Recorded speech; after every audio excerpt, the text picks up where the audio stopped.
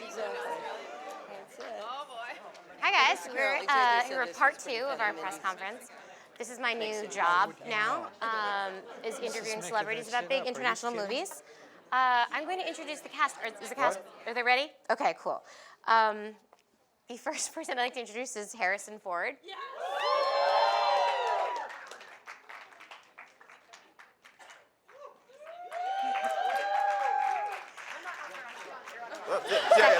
Kathleen Kennedy. Hello. Hi. Nice to see you again. Good to see you. John Boyega. Gwendoline Christie. And Oscar Isaac. Woo!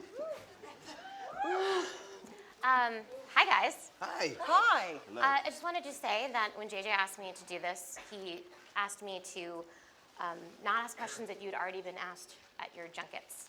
So I am not going to ask questions that I've seen. So yeah. So I think it'll go well. Great. So my first question is for you, Mr. Ford, and I asked a similar question to JJ, which is, aren't you rich? Why are you doing this?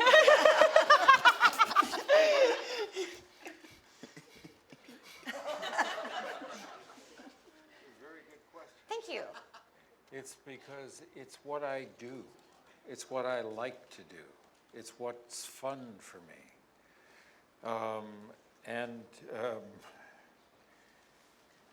had a chance to work with people that I really admire doing something that I thought was going to be fun, and which actually turned out to be fun. And to work with JJ, whose work I had really admired and long known about. And it seemed like a good idea at the time. Kathleen, I know that we can't really talk about, I can't ask you what's in the movie. Can you talk about what's definitely not in the movie? Jar Jar's definitely not.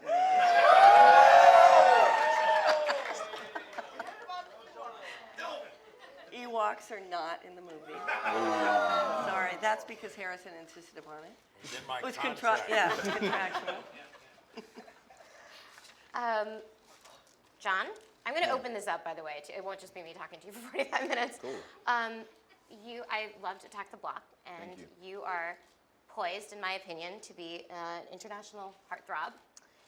And soon you will be a fixture at Victoria's Secret runway shows and the Chateau Marmont. And my question is, do you have an attorney? And are you excited about this? I have an attorney, yes. Yes, okay. Yes. I'm looking to be rich like Harrison. Yes. I'm trying to have planes Yeah. and do all that stuff. Yeah. So, absolutely. Harrison, won't you agree?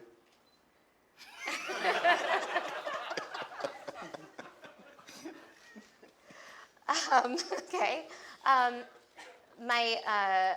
We're going to open this up to these guys, and I have questions for you two as well. But let's take some questions from journalists.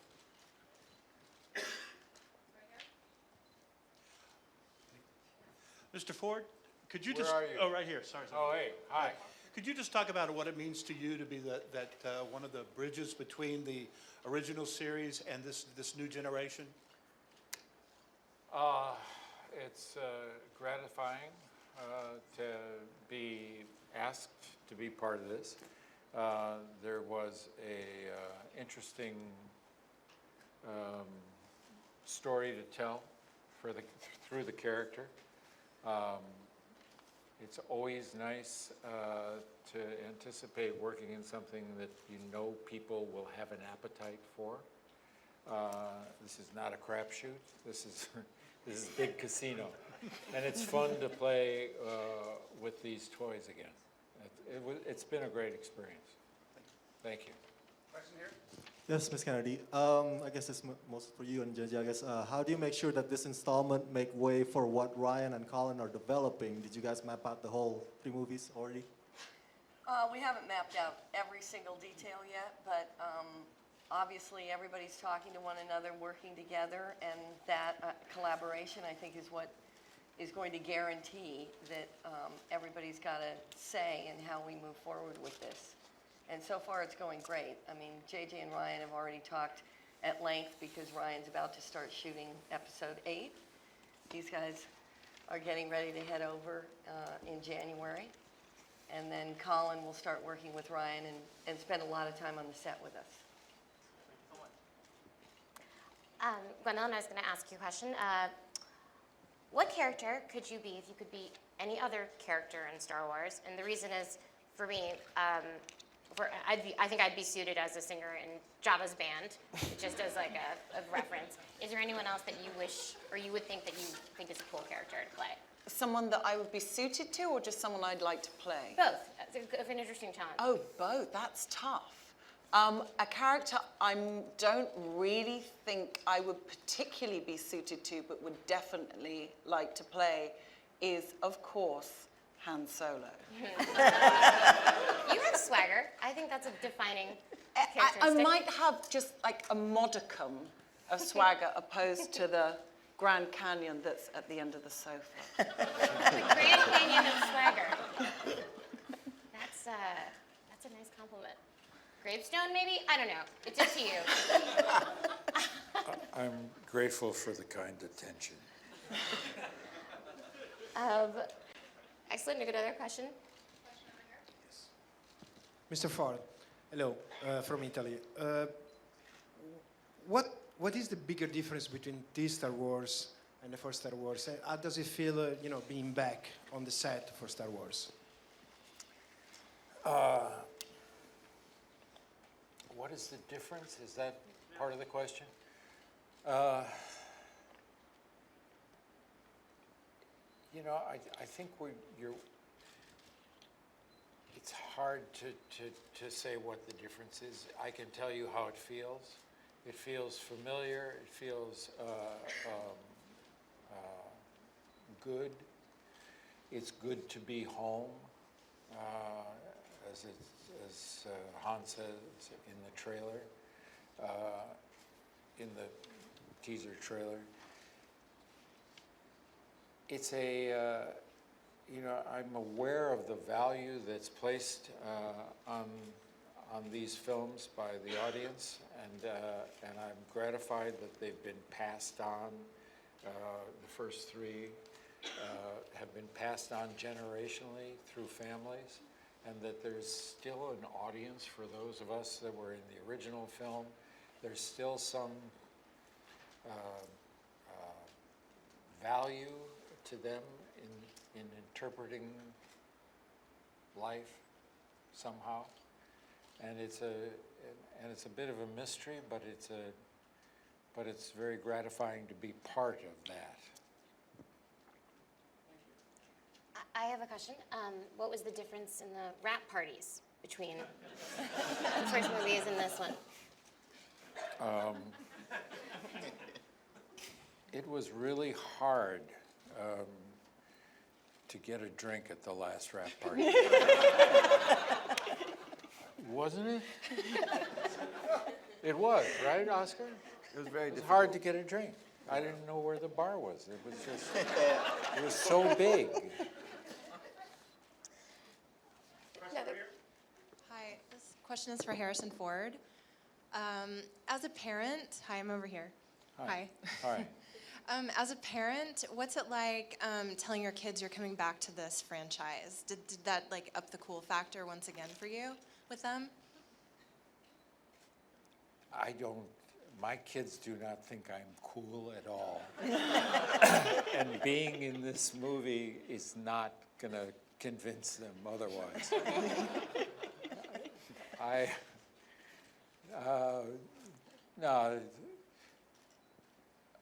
They're just glad to see that Dad is still working.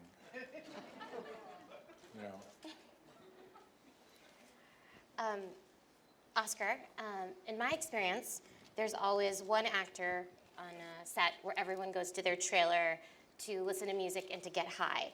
I know that none of you guys do drugs because you're professional. This is a Disney movie. It's not, and drugs are bad, but whose trailer did you go to hang out?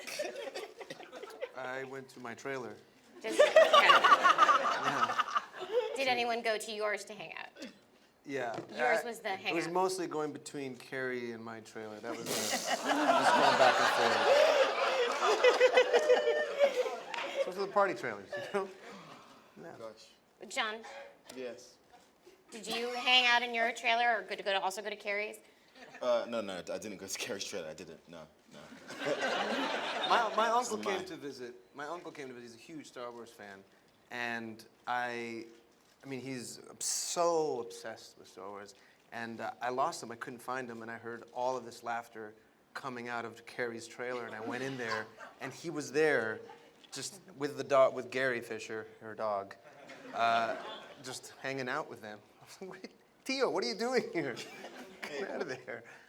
Yeah, so that was a fun place to hang out. It was Carrie's trailer. Hi, Jim McQuarrie with Geek Dad.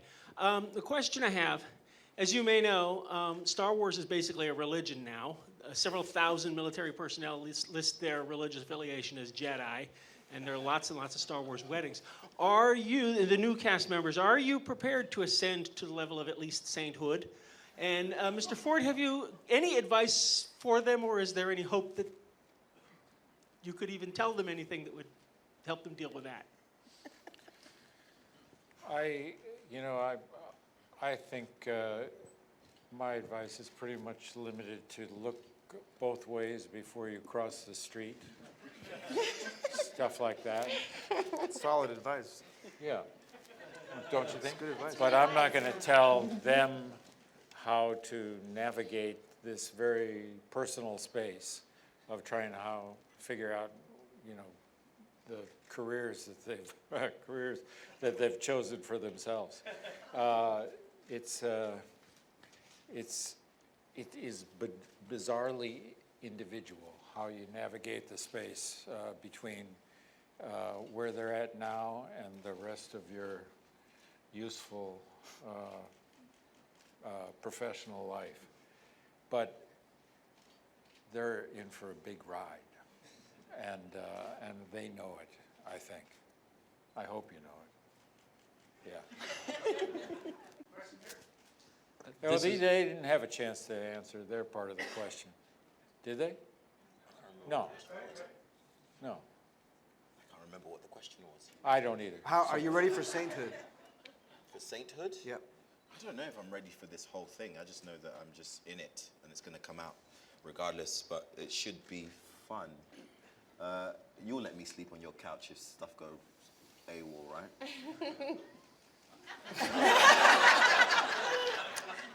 I hardly know you. We're best friends, he's just saying that.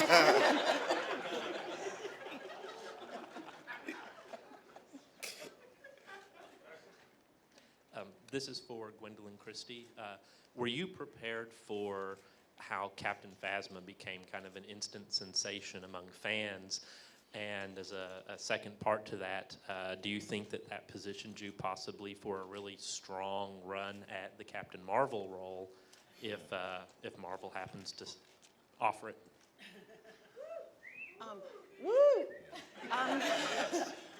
I was very surprised and heartened at the overwhelming response to the character of Captain Phasma. But I really felt that what Kathleen and JJ and everyone had created at Star Wars was, I think JJ's been open about the fact that he wanted to respect the origins of the films and celebrate them, but to bring them into the modern day. And confirmation of that seemed to be, to me, in this amazing character of Captain Phasma, who is Star Wars' first on-screen female villain. And more than that, this is a character who, so far, we have related to due to her choices, due to her character, and not due to the way she has been made in flesh. And conventionally, that is how we have related to female characters. So this, to me, felt very progressive. And the response from the audience and the fans has been so celebratory. It makes me think that this is the kind of thing people want to see. People want to see a more diverse reflection of society. And I feel incredibly privileged to play that part. If anyone else wants to offer me any work, then I am very grateful and willing to listen.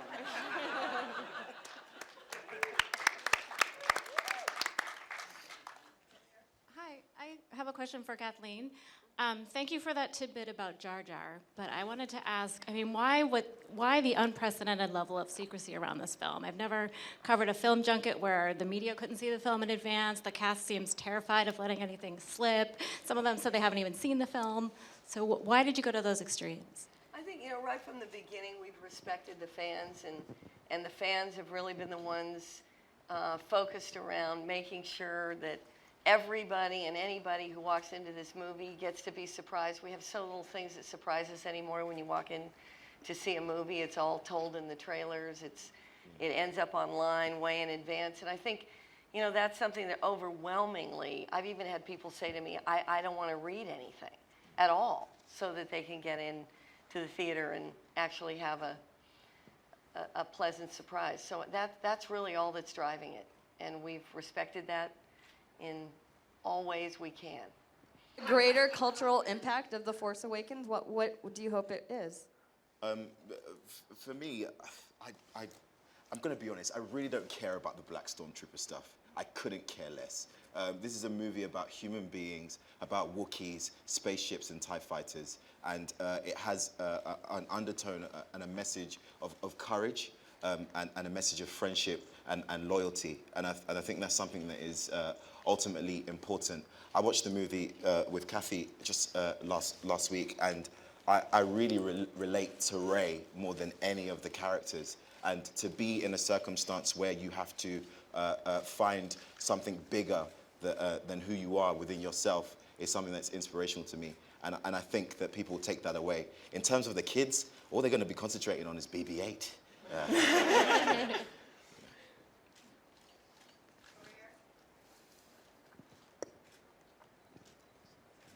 Hi, my question is for John and Oscar. I know you guys both reprised the roles for Disney Infinity 3.0, and I know you, John, are a big fan of the series. So I was wondering, what was it like to reprise the roles for the game, and was there any time between finishing the movie and going back to those characters with the game? Yeah, I've had to go back twice. Once for Disney Infinity, and the second time for Star Tours, the ride at Disneyland. And it's been to be a playable character. I get to play with myself. Booyah! Disgusting. Yes. Sorry, I had to tell that. Yeah. But it's been amazing. It was fun, and the characters in Disney Infinity are more of the childlike versions of the characters in the movie. So that was very cool. Yeah, I had never done anything like that before, so that was very fun to be able to do. Yeah, and it's a slightly more energetic, amped up, childlike I'm version. Finn, and I'm in charge now. Hey.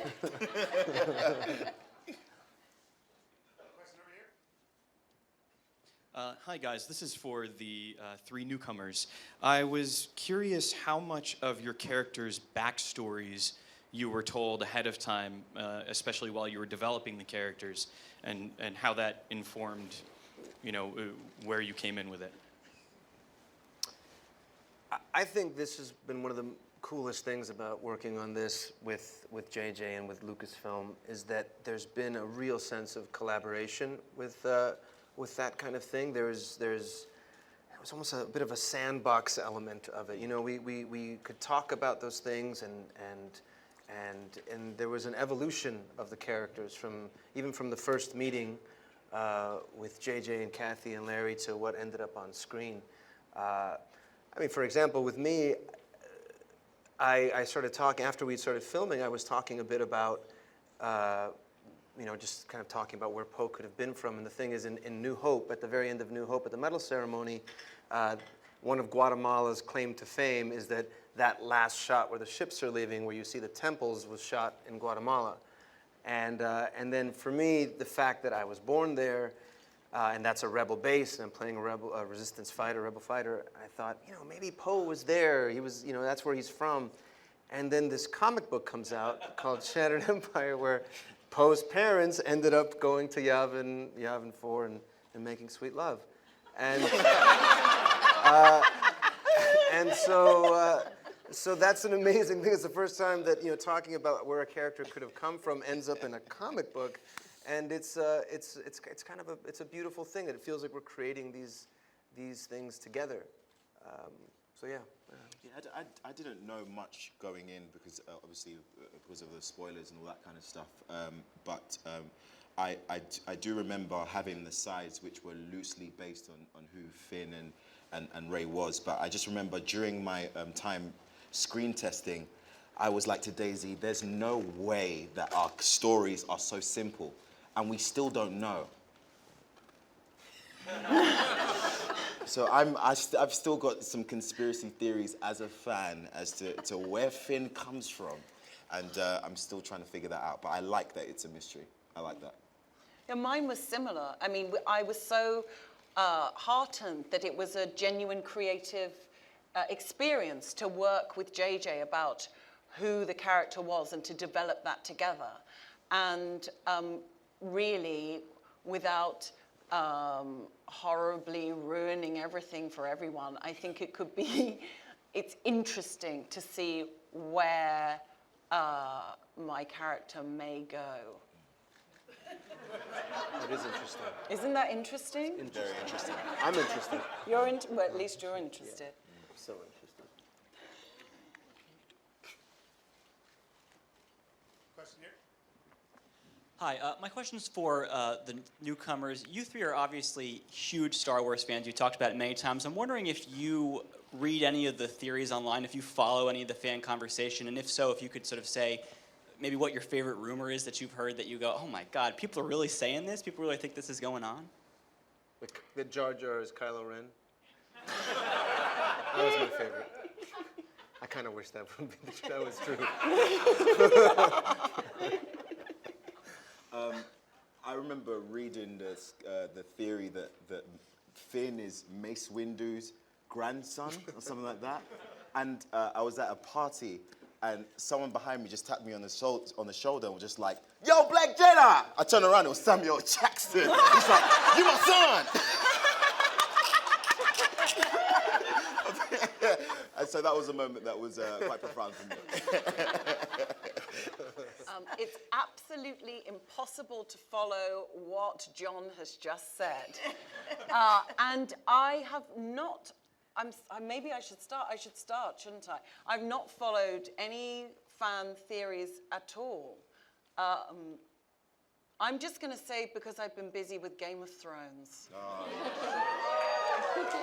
Woo! Is Jon Snow alive or dead? I only read my bits in the script. I've got no idea.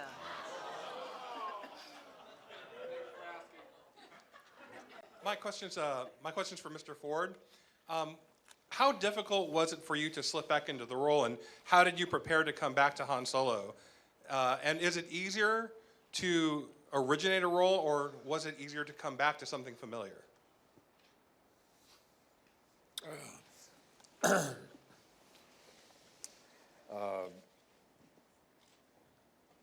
It seemed easy to come back to the character. Clothes make the man. I had walked more than a mile in those boots. I was interested in the described path of the character. I thought there was an interesting bit of business for the character to do. And I'd been having a real good time with J.J. Abrams talking about it and getting ready for the adventure of filming. So it was easy. I can attest to the fact that for all of us that were there, the second he walked in to the Millennium Falcon and said his first line, Han Solo was back. So it was pretty instantaneous. Thank you. Hi, my question is for Mr. Boyega. When you found out you were going to be using what appears to be the Skywalker legacy lightsaber, how did that feel as an actor? Were you? Oh, it was.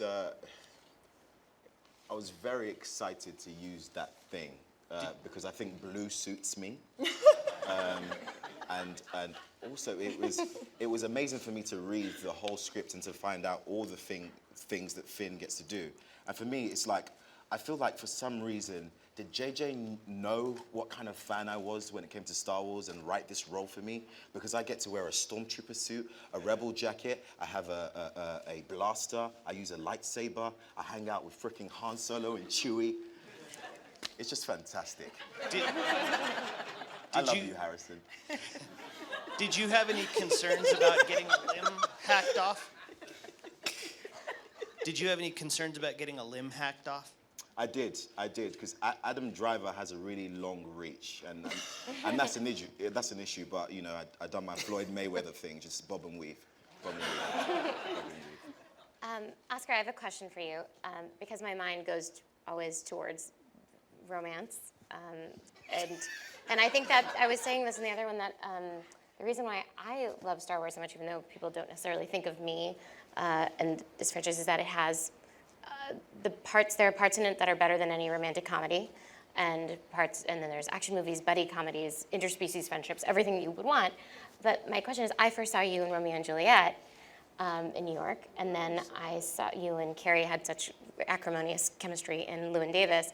And can you speak about any romance with your character in this movie? Yeah, I think mostly with BB-8. Surprising. Yeah, interdroid, would you call that? Or yeah, there's some,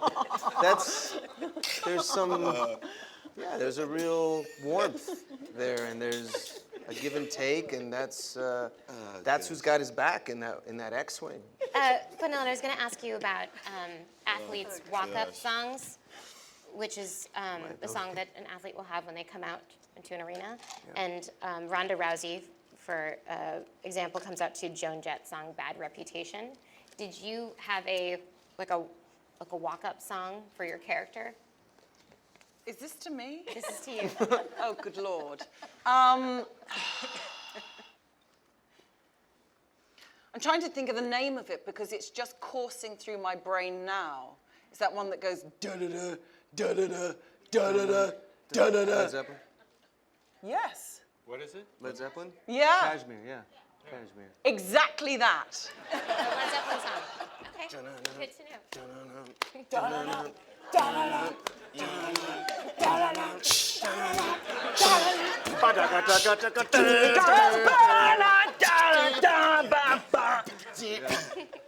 Captain Phasma's theme. It's good. That's a good one. I like that. Harrison, does Han Solo have a walkout song? No. No.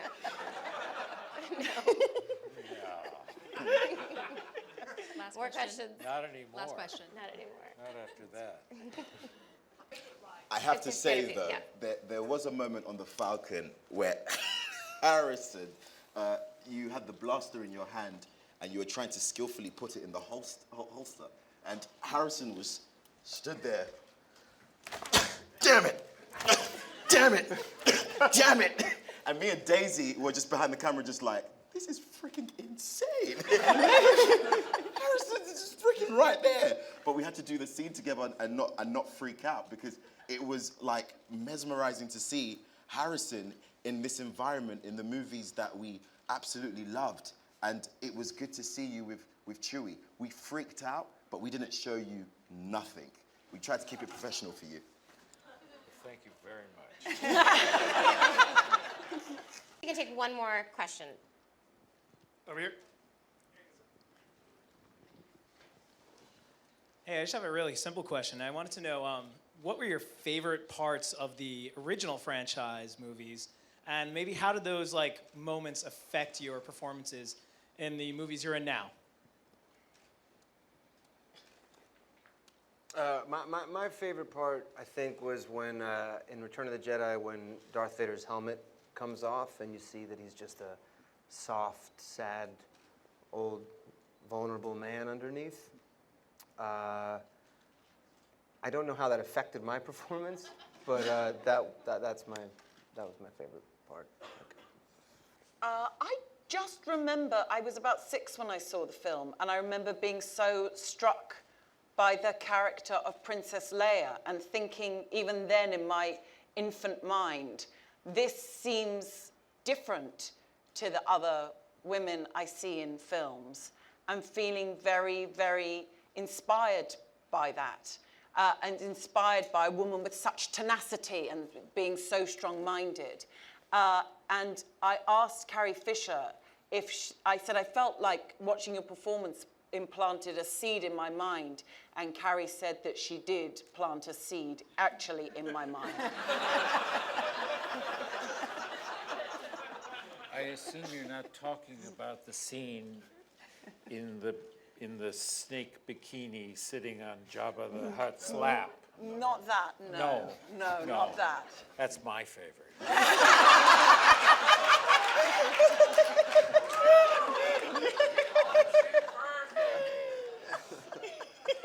I remember during the audition, it's not from the original films, but during the audition I had screen tested, and then I heard that I was going to be brought back one last time, and mind you, I had been auditioned for several months, and I just needed inspiration, and I went on YouTube, and I saw Harrison Ford and Mark Hamill's original audition tape just on YouTube, and that really inspired me to, tap into the Star Wars-esque energy, because I think that was something that we were trying to gauge, and that really inspired me, and I booked it.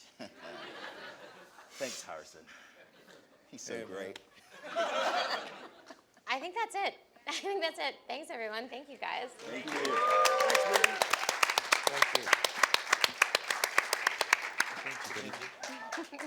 you. Ladies and gentlemen, you're watching Hey You Guys! Hey You Guys, huh? Hey You Guys. Is that from the Goonies? It is indeed, yeah. Nice. Hey